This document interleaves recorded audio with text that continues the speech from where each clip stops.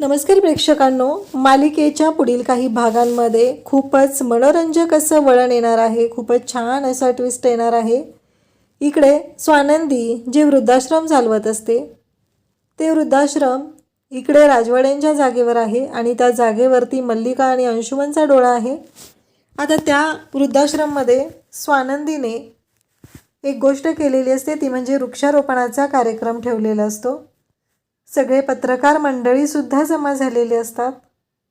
सगळेजण तिथं आलेले असतात. पण एक गोष्ट मात्र घडते, ती म्हणजे पत्रकार रागावलेले असतात. कारण पत्रकारांना मल्लिकाने फूस लावलेली आहे. त्यामुळं पत्रकारांच्या डोक्यात असे विचार चाललेले असतात की काहीही झालं तरीही या सगळ्या ज्या गोष्टी आहेत त्या चुकीच्या पद्धतीने समोर येत असतात.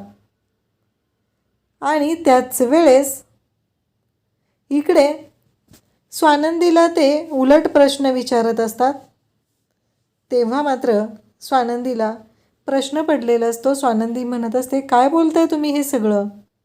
तेव्हा मात्र ते पत्रकार म्हणत असतात की हे बघा, हे सगळा तुमचा दिखावा चाललेला आहे.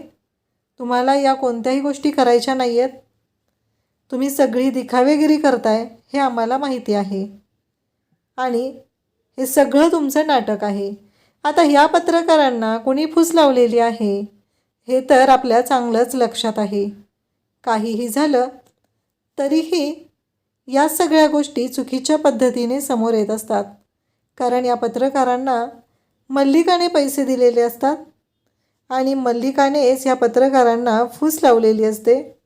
मल्लिकाने ज्या पद्धतीनं हे सगळं केलेलं असतं त्यावरून ते पत्रकार हे आश्रम बंद झाला पाहिजे यासाठी आता तिथं धरणं आंदोलन करायलाच जणू काही बसलेले असतात असं वाटत असतं.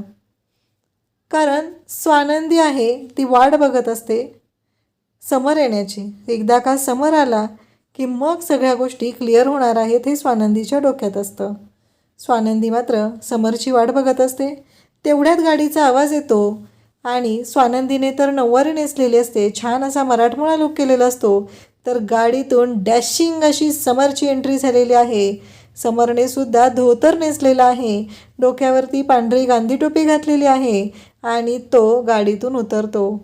मरून कलरचा कुर्ता घातलेला असतो आणि स्वानंदी जेव्हा हे सगळं पाहते तेव्हा तिच्या चेहऱ्यावर जो काही आनंद असतो तो मात्र पाहण्यासारखा असतो.